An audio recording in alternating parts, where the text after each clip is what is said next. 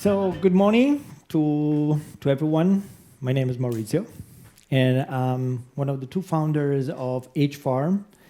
HFarm, it's an amazing journey. You just described. It started as an incubator. Basically, it's the largest campus in Europe that does innovation, and we connect corporations with the startup ecosystem, with the international startup ecosystem, and we do a lot of education, school, academic. We're going to have 2,000 students because everything and technology will be possible to change the world only with a new generation.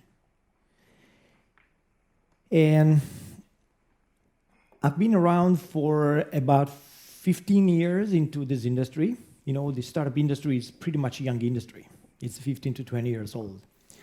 And since I do what I'm doing out of Venice, that's not Palo Alto, Tel Aviv, the typical clusters or ecosystem, I had to find a good reason to do this. So I really explored pretty much and I tried to understand as much as possible from the overall ecosystem and the learning how to do what we're doing. Because it was always, over the past 10 years, it was like a Silicon Valley. It's the Silicon Valley, tried to emulate the Silicon Valley. As I say, the world is such big, it's 8 billion of people. We're entering into a global age. So it's, I think we cannot, there could be, I need to understand, I need to learn. I learned a few interesting things that shaped somehow my experience.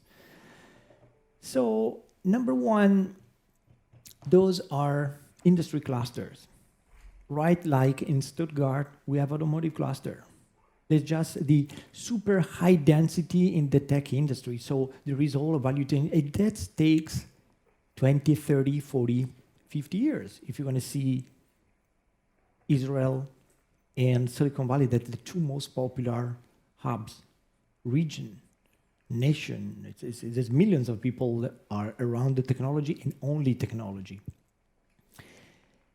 So and that's the reason also, because if we consider the technologies, when a new technology appear in the market, for the first while, at least 10 years, 10 to 20 years, it's more about the tech industry. So this is also another reason why new technologies, they come first, and they grow first inside those hubs. Because some technologies, before reaching the market, because the market and the society are much, much slower to adopt and to scale the adoption of technology than the potential of technology itself.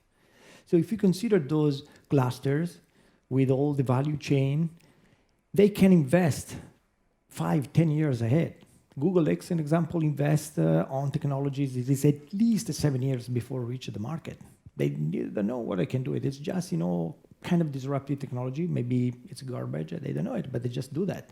It's just part like if we go to see in Stuttgart, there is a lot of R&D for wheels and stuff, which is going to be then into the production when this can be scalable. This is just exactly the same. So that's also why a lot of successful companies that today are dominating, and they are dominant, and they will be dominant over the future, of course, because the super platform like Google, Facebook, and some of those companies that today are dominating this economy will be around and dominating also over the future, because that's, of course, their momentum.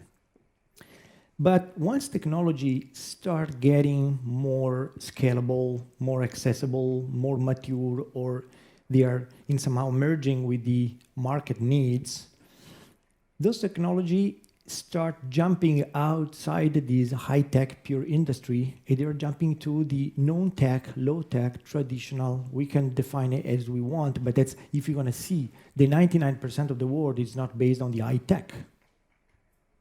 So at some point, the restaurants needs technology. We just saw the mobility. Now mobility is pretty hot. The mobility is not high-tech industry. Now is the high-tech is entering there. So that's the momentum where into a global age like this one, it's very, very important. That's what I learned. We need to find, and where Europe, it's becoming very interesting over the next 20, 30 years. Europe, I consider, in emerging digital market. We are pretty much we're pretty much back compared with, we cannot address the tech business in the way how it is in Israel. We need to find a different way here in Europe. And Europe, in my opinion, has some values like the diversity, heritage, cultural difference, markets, traditions. It is an amazing value, really an amazing value, that today there is still a distance between the new generation and the new technologies to transform the old school and let's say the previous century economy.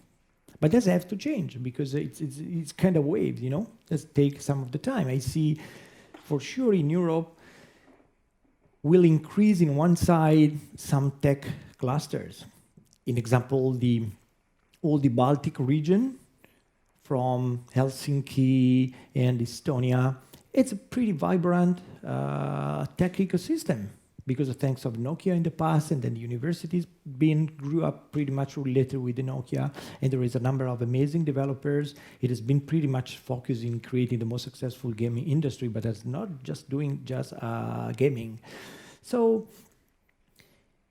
from one side, for sure, we'll see in the next 20 years increasing, coming more capital. But in the other side, there is the transformation of all those non-tech industries converting to the high-tech, and they need to rely to startups. They have no future. There is no possibility for the automotive industry, just because we are in Germany and we can talk for a very relevant industry, unless they start dealing with the startups. And the problem is, today, there is a kind of distance between the mentality, the mindset, and the organization of a startup and a corporation. But I can tell you, it's for what we do, I see, because I work every day in making this happening. And we're going to see more in the future activities focusing to the human resources in the company and the innovation merging and giving access. We will see accelerator that today are just making sub-program that are trying to accelerate the startup for a demo day, and then you're going to see all startups going there and pitching, and they do the 5-minute speech, they say, I need 200K, and it's most of them, they don't get money because it's kind of reality. But if a startup start addressing to fix specific needs, to pilot how a technology can change something, and the corporates, from their perspective, they need this to change. It's a path. There is a downside, which is the velocity. It's just to understand the time to market for this. And that, for me, it was an experience because doing this out of Italy, fostering Italian startup and try to get money to become the next big thing. I always tell, if you, over the next 10 years, the next big things will still happen in Silicon Valley because the big giants are there. If you can raise 100 million in a snapshot, that happen. That's probably going to happen in Europe as well. So if the vision for a startup is to reinvent something very, very important, need to find a shortcut. Maybe it could be Shanghai, if you're familiar with the Chinese culture, because it's a massive market, or going to United States. But I think Europe is giving so many opportunities to the startup, because it's just readdressing in piloting the technology to do something which is effective. And at the same time, I see corporates becoming every day more conscious that they cannot drive the solution. And I have some KPIs in this one, because that's what we do. We readdress. HFarm is a publicly listed company since 2 years. It used to be an incubator 12 years ago, but now it's a matter about 3,000 people. And everything it's built to address the open innovation and the access to international startup to transform the company. It transforms the company. It means not just driving innovation, but it means driving innovation and involving the human resources, the human capital. Because there are some people in the company that can join a startup, other people not.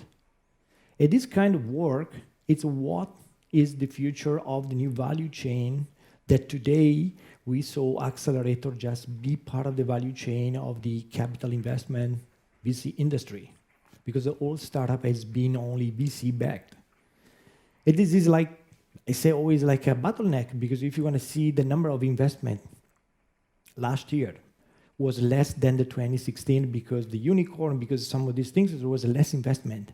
And how many new startups are growing? It's more and more, every day is increasing. So we have to fix something into the system. We cannot rely only into a system that you raise the money because you need to get an exit, because the VC put the money if you have the exit.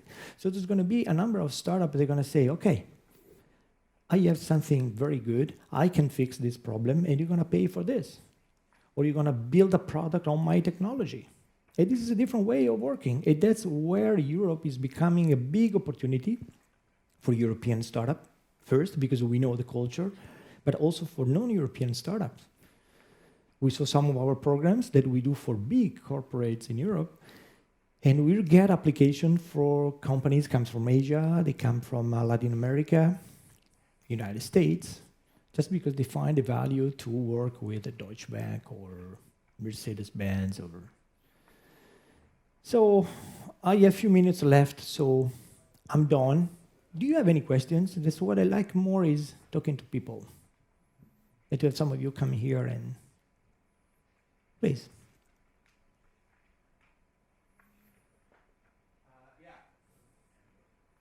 It's okay. I have a question. Last year in the incubator I used to manage, in the co-working space I used to manage, we hosted the Port Excel acceleration program of the Port of Rotterdam, who accelerated about 12 startups coming from all around the world. And I heard about very mixed feelings. So very happy corporate partners to be in the front line of innovation, and at the same time startups who had higher management, higher expectations on what to get, resources to access, and so on. How do you make sure that in the end corporate innovation is based on collaboration between startups and corporate, and not just to build a mere marketplace for a corporate? Yeah, this is you nail a point, because you come in this, and what you do. I think it's something that I see in the next futures. People from accelerators should manage, or you as well, to manage a co-working space inside corporates, because it's as we see successful startups comes because there is two components. There is a technology, but there is a generation. It's a new generation that makes winner a new technology. And that's the same in this one. So the corporates, this is just the beginning. So startup comes because they say, sounds like a B plan, but probably it's not a B plan. It's just a different plan to address the market. Corporation, the people from innovation department, for sure, they comes there because they understand this one. But it is very important to work. We have a very large team that works with the human resources of a company, because it's the merge of the two. Imagine a company with 10,000 people. Within 10,000 people, maybe 1,000 can move out from the standard 9 to 5 p.m. and get a badge and jump into a non-time and go into a startup. But you need a place that first could be a room, but maybe after a few years, this room can become one floor, can become the entire company if this gets successful. But there, the rules is to be managed by you, by me, by the people where is a startup. So some people from the company and the startup should work together with some specific KPI, with a specific brief to reach. If it works, fine. If it doesn't work, next startup in. So also people from corporates can understand how easy it is to fail and restart again with this industry, because of one of the problems of the corporate culture is exactly this one. They put so much energy to avoid the failure. They fail because you have just to try. There's not many, but I totally agree with what you say. But that's the momentum. You're confirming that it's momentum is coming. Thank you very much, Maurizio Rossi. Thank you for being here. Big applause.